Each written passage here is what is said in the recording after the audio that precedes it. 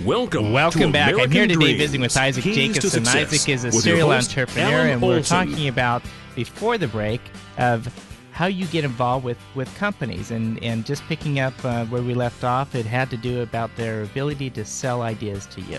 Right, yeah. If someone can sell an idea to me, whether it's the CTO or even the receptionist, then I know I can sell it. It can be distilled to something very simple.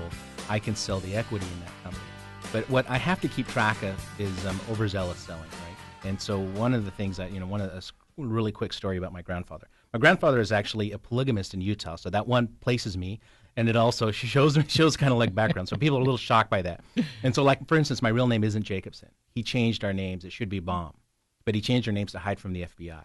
Wow. So, yeah, but very entrepreneurial. A little bit of trivia there. I huh? know, it's really weird. So he was a federal judge. He ran for governor. He ran for Congress. He did all these things. But what was interesting is one day I came to visit him about selling because everyone in my family knew, and he had tons of grandkids, if you can imagine. And I was really good at selling stuff. I could sell Ginzu knives, whatever came down the pike, I was selling it. And so I was bragging, I think it was actually the Ginzu knife sale, the door-to-door knife selling thing. Yeah. And I was bragging to some other cousin how I was going to make all this money at a family reunion. He got out of his easy chair and he came up to me and he said, "Isaac, I'm going to give you a rule. Please listen." Now, this rule is very meaningful to me because I've been trying to defeat this rule for years and I can't defeat it. So it's a truth for me. He said, "Isaac, figure out what you're going to make, cut it in half, then cut it in half again, and that's what you take home. Figure out how long it's going to take you, double it, then double it again, and that's how long it takes." I have spent my entire life, my entire professional career, to try to disqualify that, to try to beat that rule, and I can't. So that's why when I target companies, I make sure they're billion-dollar companies, right? Because I cut it in half, then I cut it in half again, and it's a $250 million company. Okay, now it's great. They say, oh, it's going to be a year, 2 years. Okay, double that, then double that again. It turns into an 8-year business. And so that rule has become very, very key to me in terms of selling, knowing what I really am going to make. And if I can convey that to the entrepreneur, the person trying to sell me on that concept, and they can agree to that, that's the rule. That's Facebook and all these other great big explosion companies. Those are the exceptions. But the rule is for us boring serial entrepreneurs is that half and half and double. So that it almost sounds like the model. I once experienced that when I was over in China at the market. Yeah. And I said, I don't know how much to add. They're offering these high prices, and they said, cut the price in half and then take 40% off. Right. And I said, really? Yeah. And so I did that, and they started saying yes. But wow.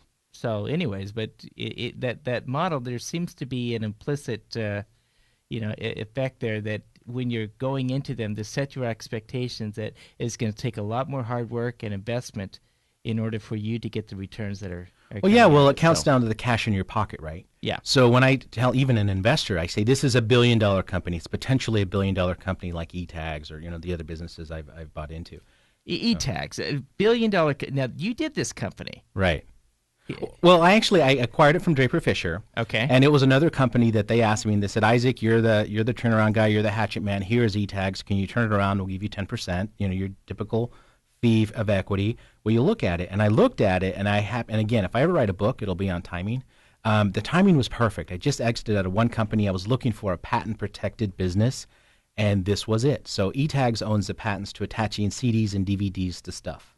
So if you see a CD or DVD in a magazine, a box of cereal, shoes, even printers, cameras, things like that, they own that patent. They own that patent portfolio. Wow. Right, and so I came in and I acquired that 6 years ago from Wasatch Ventures, an affiliate of Draper Fisher, and when I looked at it, I said, "Guys, you know what? I don't want a piece of it. I want all of it." And so I made my first big imprint in acquiring an entire company all on my own, and I've been running that ever since. And it's just been an absolute glorious time I've had with this business. And now we're getting into some serious cash flow at this point. So it feels good. And I thought it was a 2-year deal. Here I am in year 6. Year 8, it'll really be an exit. So it's that double again, right? I thought it was a multi-billion-dollar business, but I think we'll hit in the centimillion range in terms of its valuation in the high centas. But again, even with that, my dream of eTags and owning it still fall under my grandpa's rule. We're here today visiting with Isaac Jacobson. Isaac is a serial entrepreneur, several different businesses from venture capital to to e-tags, just getting up close to $1 billion revenue, or No, not quite. The valuation will be up there here very shortly, but the cash flow is exponentially been growing at a 10x, 20x over the next several years. We got to take a quick break. We'll be right back after these messages. Even in times of financial uncertainty, GROCO has been recognized as an expert in the tax field. People come to us when they need help managing their affairs.